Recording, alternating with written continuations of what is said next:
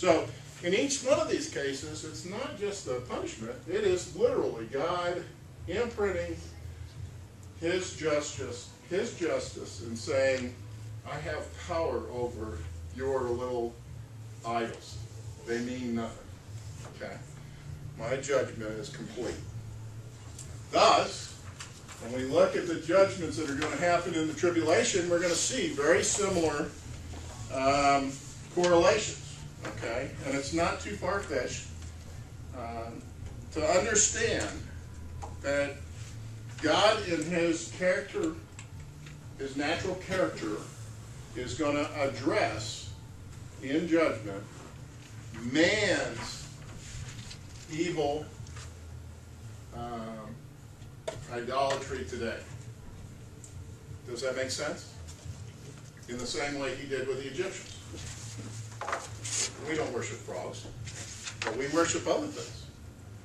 So think of it that way, and when you see these judgments, you might want to think, is there something embedded in God's character that he is showing us he is over, he is more powerful, he is more in control than what we have put our faith in? But we have to kind of worship nature. Yeah, well, what? Because a whale is more important than an unborn baby. Yeah. And even the UN is debating right now legislation that dictates how many people there should be in the world sustained, so that anyone else would have to be eliminated. Yeah, The value of life is, we're no better than the animals. No, that's good. That's good. They're more valuable to protect than human beings. Yeah, they're trying to, I forget the name of the legislature in NATO, they're trying to do is they're trying to get us to sign an agreement that we must turn over responsibility for our oceans and our coastline. And our trees. Okay. That came up this morning I was watching Dr. Dean, and he was mentioning that we're very close to, within a few minutes, we have a whole mess of NATO troops in the U.S. that could come to arms at any moment if they were asked to. Not a good situation. Okay. All right. The next thing I had something sent to me. It's still Christmas in my mind. It's on the tree. And let me buzz through a couple of these things here. Anybody know Ben Stein? What do you think of him? He's written some interesting books here recently. Let me read you something that he did on the CBS Sunday morning show in the commentary. He said, and listen to what he says. I am a Jew, and every single one of my ancestors was Jewish. And it does not bother me even a little bit when people call those beautiful, lit up, bejeweled trees Christmas trees. I don't feel threatened. I don't feel discriminated against. That's what they are, Christmas trees.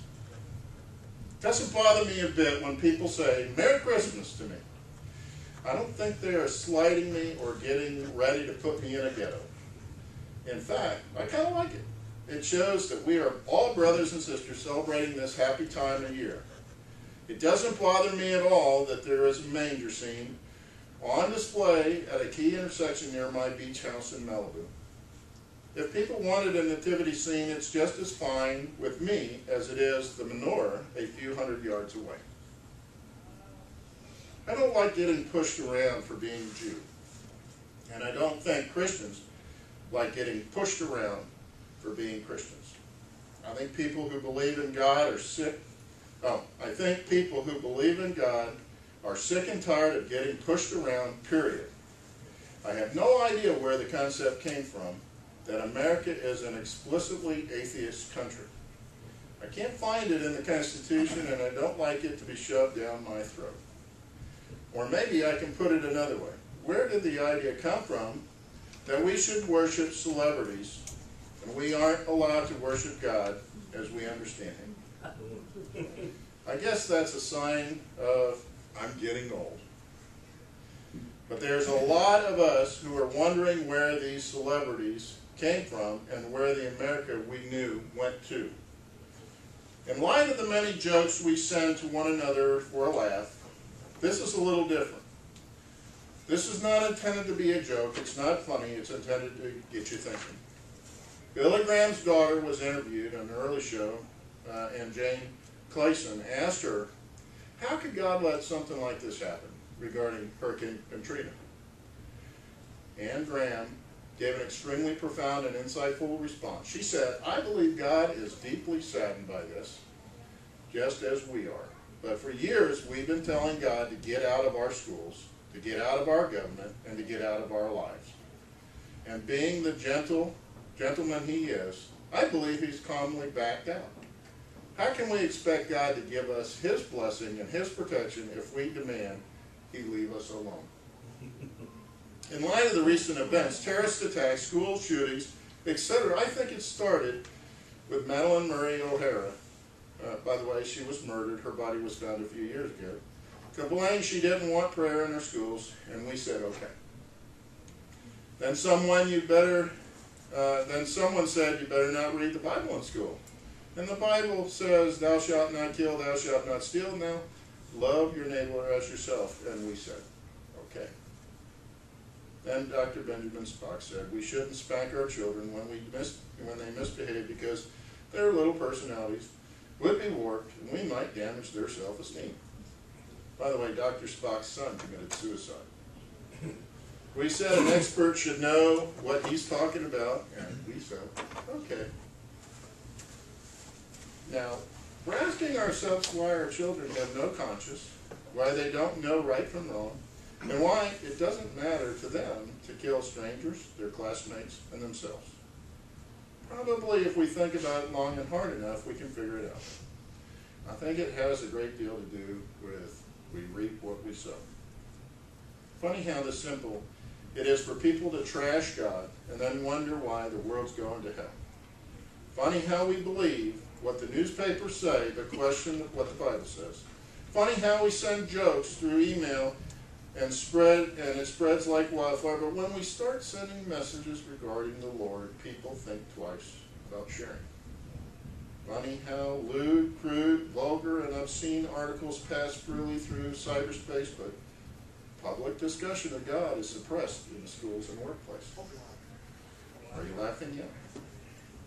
Funny how when you forward this message, you will not send it to many. Funny how we can be more worried about what other people think than what God thinks of us. Ooh-wee. I had to do that because Health wasn't here. I had to get one article in. And sure, Jeannie's going, no, move on. Okay, verse 11. The name of the star is wormwood. The third of the waters became wormwood. Oh, did we miss 10? We read 10, didn't we? Yeah, we read. Okay. This is the third trumpet continued. Third of the waters became wormwood, so many of the people died from the waters because they had been made bitter. Now this was an interesting verse. We're going to spend some time on this. Wormwood. It's an actual thing, right? It's a plant.